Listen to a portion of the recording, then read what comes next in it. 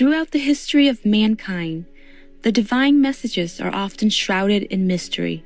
Prophets, messiahs, or whichever names you call them, are often persecuted and oppressed, their words obscured.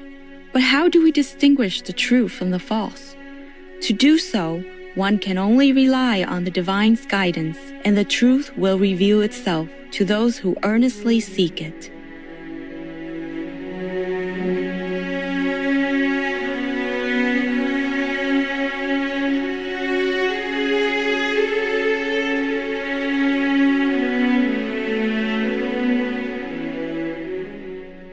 Like so many other world prophecies, Native American predictions point to our present time as the start of a new era.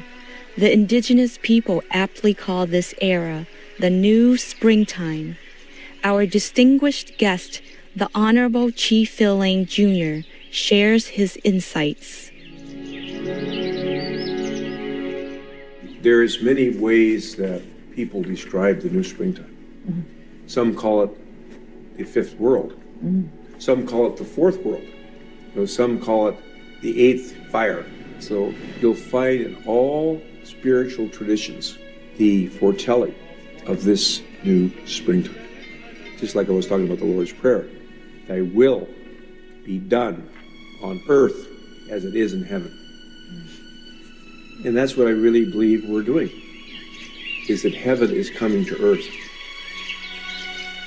So in your view, this new springtime is already here? Oh, yes. It's happening, right? It's happening. It's happening. It's been happening for a while.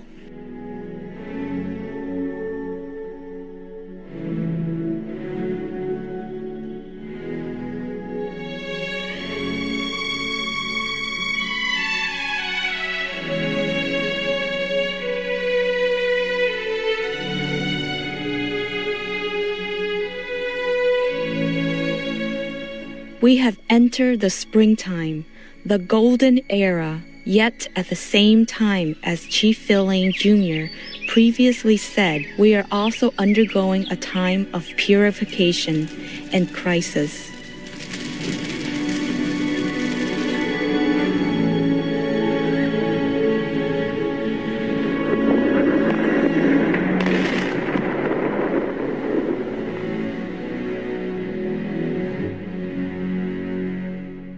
Chief Lane's messages are not his alone. They belong to many fellow wise indigenous elders, past and present, some of whom have received inner visions of their own.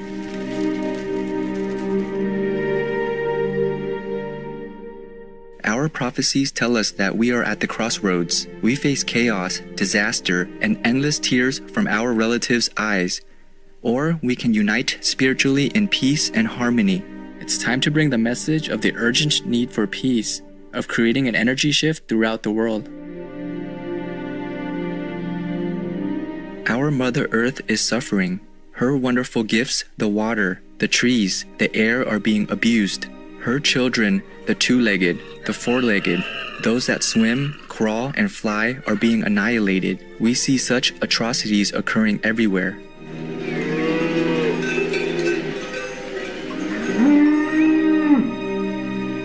We argue, fight, and hurt each other, and we hurt the Mother Earth. Now, we will all have to live with that. It is too late to stop the Mother, who has to cleanse herself from all our ways of no respect.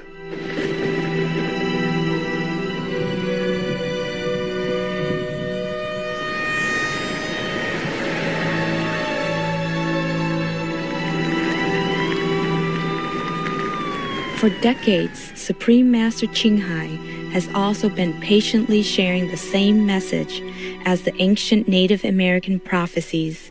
It is a message of urgent warning, but also one of hope. There are two choices now. One is totally destruction. Another is go ahead with progress in all way of life, including spiritual. And the future is in our hands, really. So it's our duty to rescue people. If we love this planet, we think it's a beautiful place, which it is. It takes billions, trillions of years to make one. until it's livable like today, so beautiful like this. So we have to also make contribution. If we can, we fix it. You can see so much disaster, almost end of the world, war all the time. World War I, World War II, almost World War III. If not World War III, then disaster. Everywhere. And if even not disaster, always some different disease coming out that people don't know where from and what to do with it. So we have to know that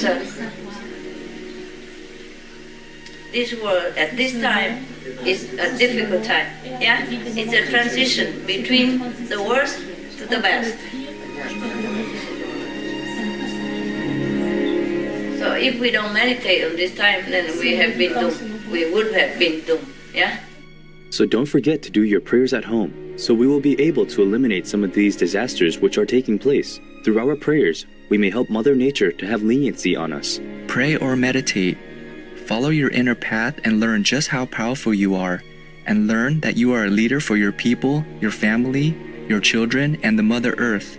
What happens within us happens in the world. We must understand that such natural disasters are the consequence of the negative energy in our atmosphere. And this negative energy in our atmosphere is created by our feelings, our thoughts, and actions of either hatred, violence, and of killing so many humans and innocent animal lives. If we don't change our disaster-breeding, provoking way, then disaster will never end. We can only stop the disaster once and for all by tackling the root problem, that is, by stopping the killing of human and mass murdering of innocent animal lives. Only when we walk in peace and love on this earth will the earth and nature respond peacefully to us.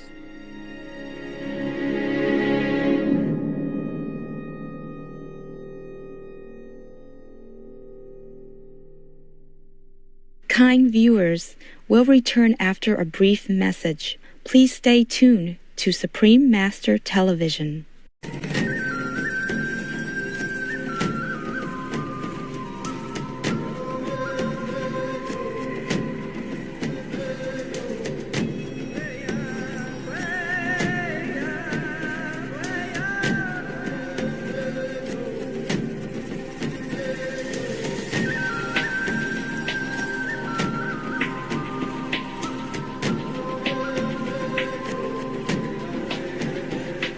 Intuitive viewers, welcome back to our program.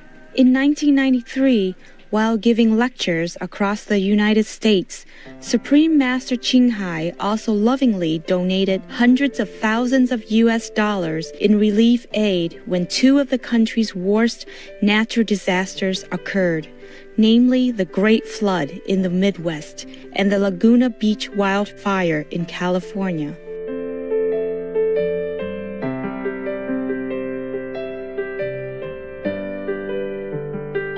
In the fire's aftermath, Master was invited to share some words of comfort at an interfaith prayer ceremony for the victims.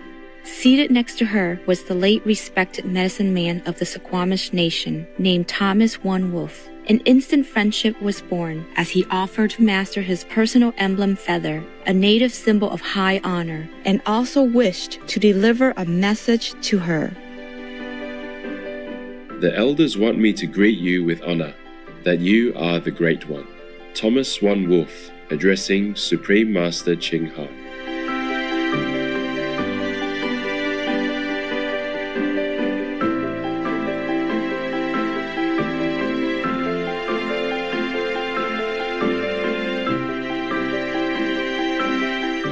Thomas was telling Supreme Master Ching Hai about his father, who was 95 years old, and his father had told them about this great messenger that he was about to meet, and that this messenger would be bringing the world to his door.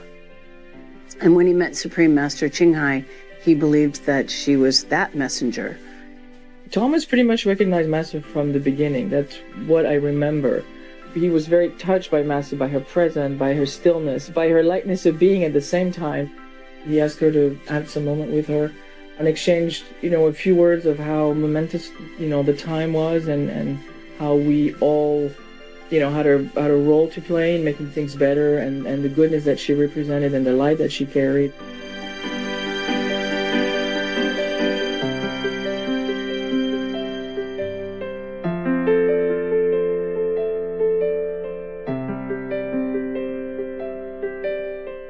After the ceremony, Master gave a message that is still meaningful today regarding our world's transition into the new era.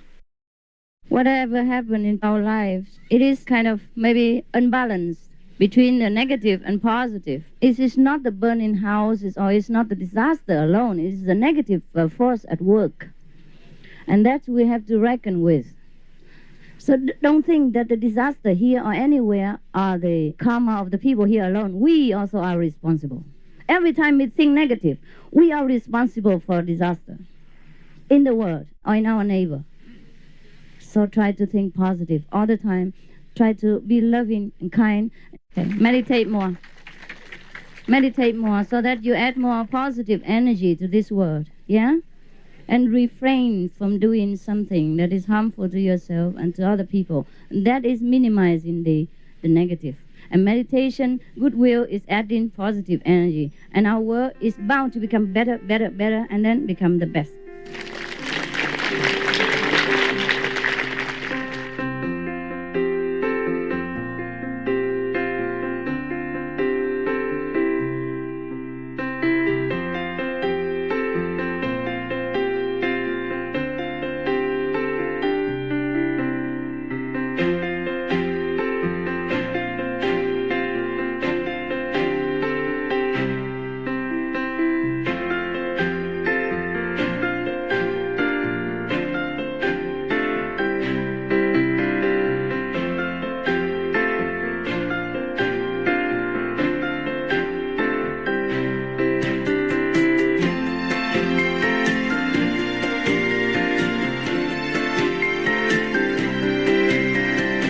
The next day, Thomas One Wolf and his wife Sherry invited Master and some of her disciples to their home to join them and their friends for a special heartwarming visit.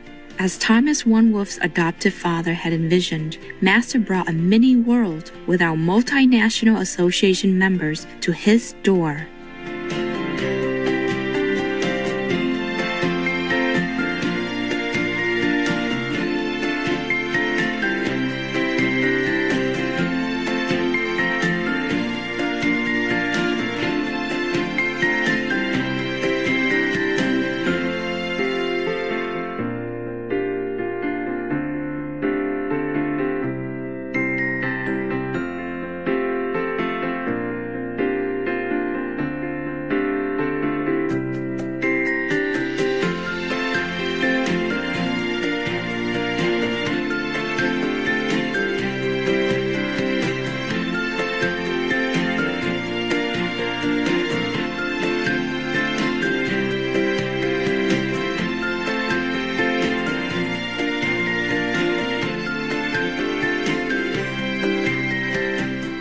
Thank you, gracious viewers, for joining us today.